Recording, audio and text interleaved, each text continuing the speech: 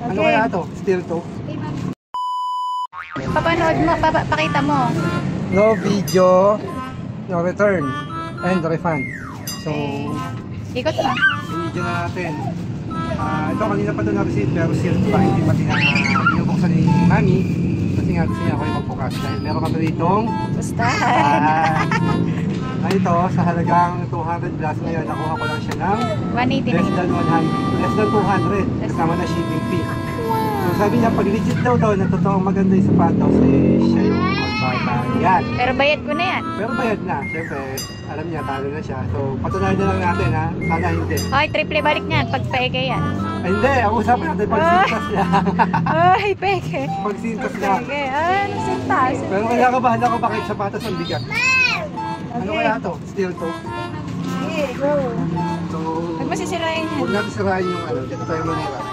Seryado ka, seryado. Oh. Sealed.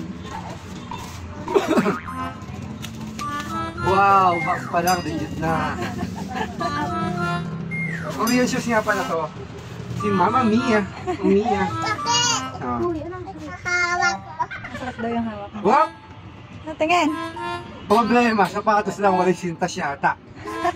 Pero sabi ni Mami, sintas lang to. Hop! Tingin. Hop! Abibas! Oo ka? Tapos anong size kaya? Yun lang, yung isa 9, isa 10.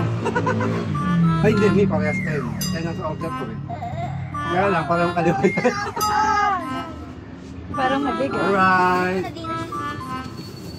Ha? Ano masasabi? Ano masasabi? Okay, bayad na. Okay? Who wins? Who wins? Ikaw.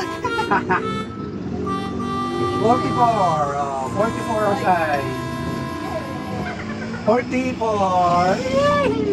Bye. Tapos, hindi ko napantay na.